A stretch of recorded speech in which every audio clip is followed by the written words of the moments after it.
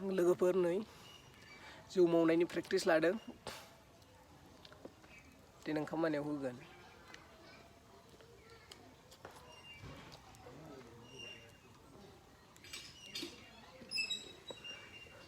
नैबेयाव दै दङ बे दैखौ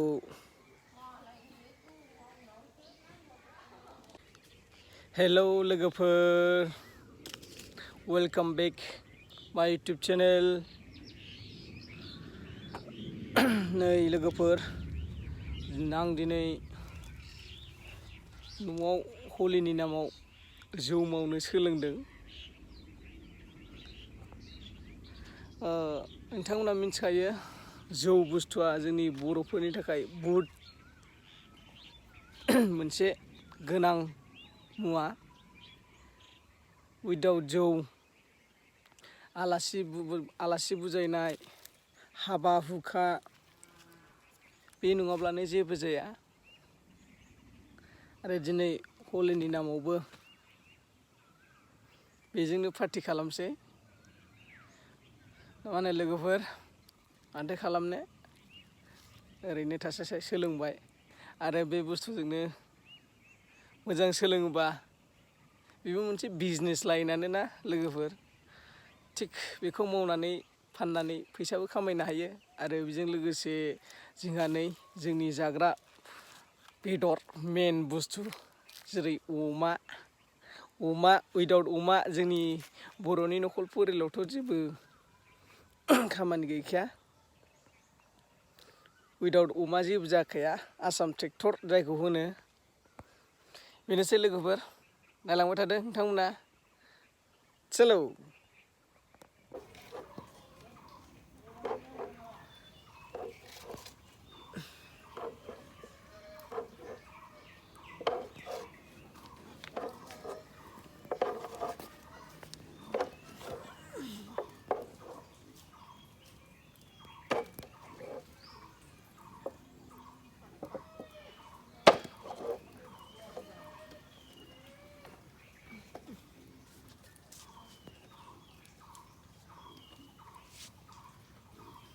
खय केजि दंबावो जौआ? जानो बिसिना 10 केजिमोन नोंबो संदेरनाय दङ गाबोन मावनांगोन दे। बेयाव बेसेबांथाय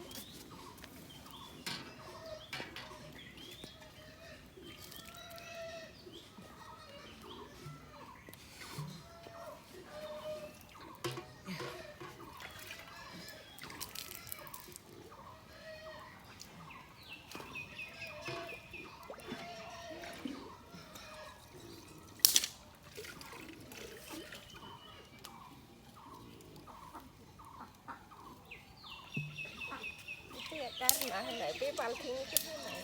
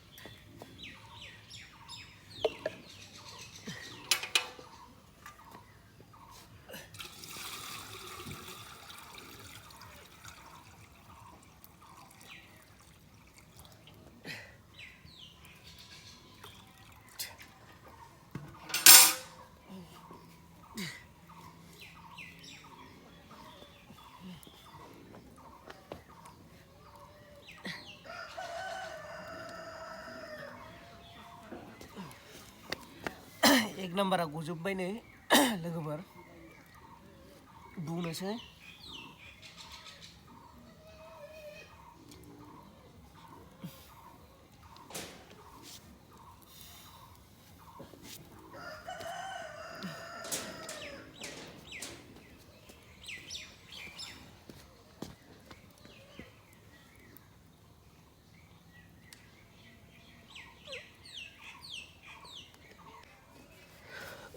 नै लोगोफोर गोदान दै मोनसै नै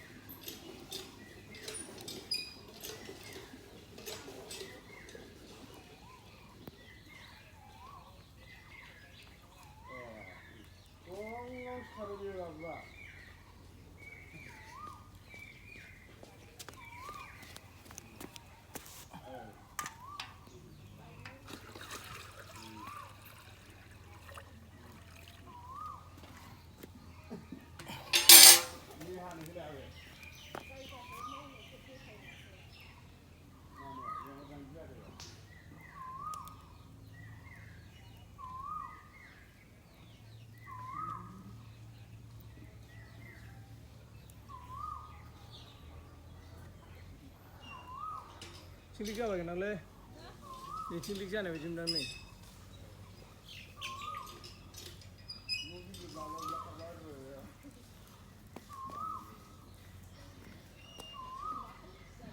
लिक जाबाय गोनांलै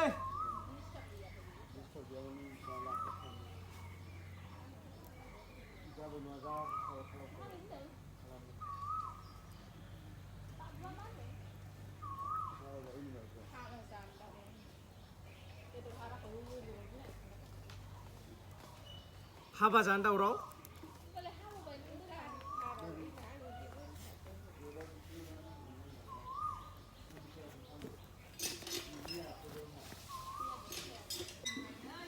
नै गंसे ओंखारबावबायानो बुंबायानो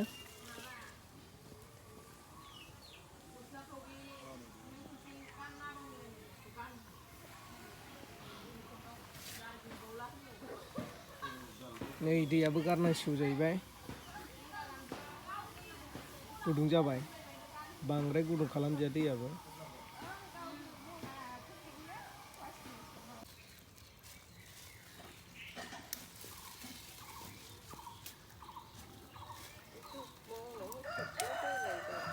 बुंबायानो नै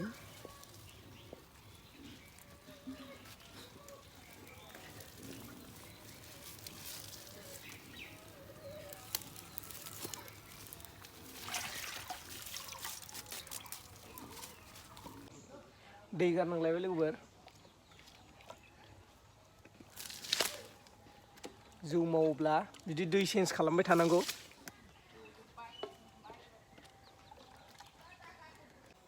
लोगोफोर दिनैनि भिडिअआ बेनोमोन जाय बिथांमोना आंनि भिडिअखौ नायाखै नायनानै लादो आरो जाय बिथांमोना गोदान बिथांमोना साबस्क्राइब लाइक शेयार खालामना हो इयुनाव आंबो सासे मोजां इउटुबार जानो हायो जाहाथे नोंसिनि सापर्टआवनो बाय बाय लोगोफोर